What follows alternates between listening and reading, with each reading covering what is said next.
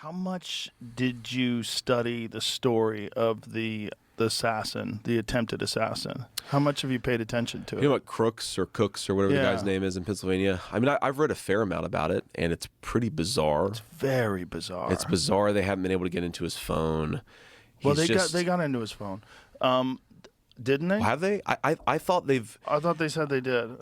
Maybe you know better than me. Well, maybe they got into his phone, but they couldn't access his encrypted messages or something. I thought there was some deal where they haven't really gotten his communication yet.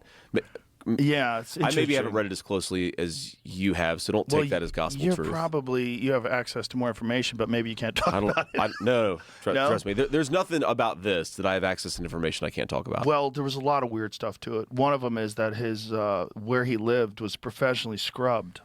So he got there was no silverware.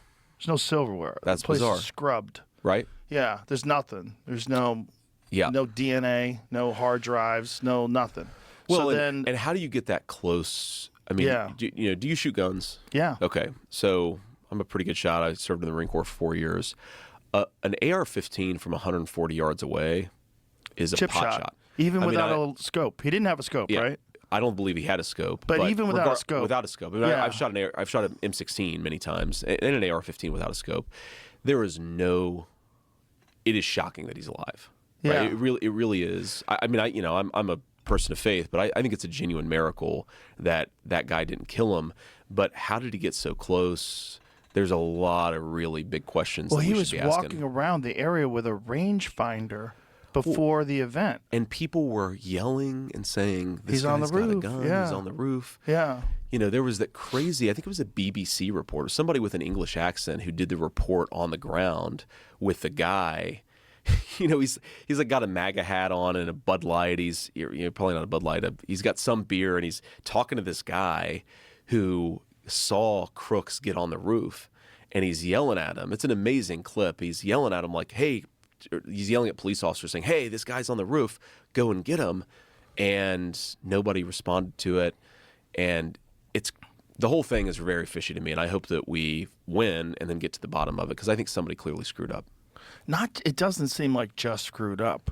Like the excuse that the lady from the Secret Service had, that they couldn't put snipers on the roof because the roof was sloped.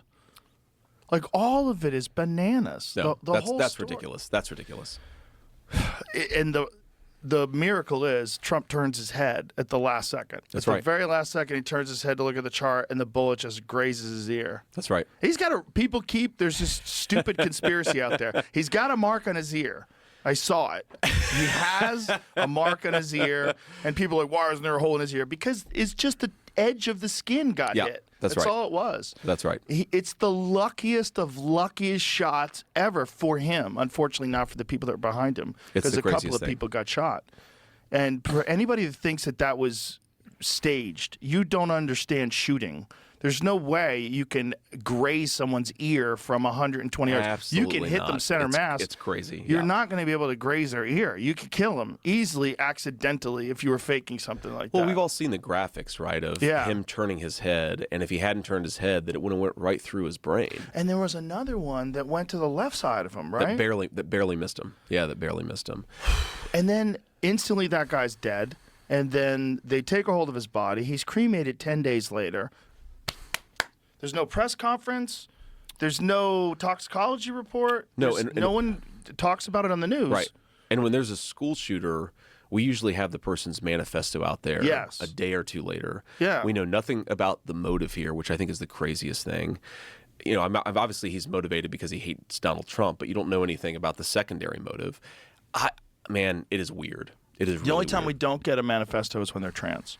When they're trans, they hide those manifestos. The Nashville shooter, man, that was crazy. Have you read any of it? I've read some of it. It's pretty wild. It's pretty wild. Yeah. And yeah, I mean, and they decide that's bad for the cause. That's so right. They decided and they decided to suppress it. But no, the Nashville.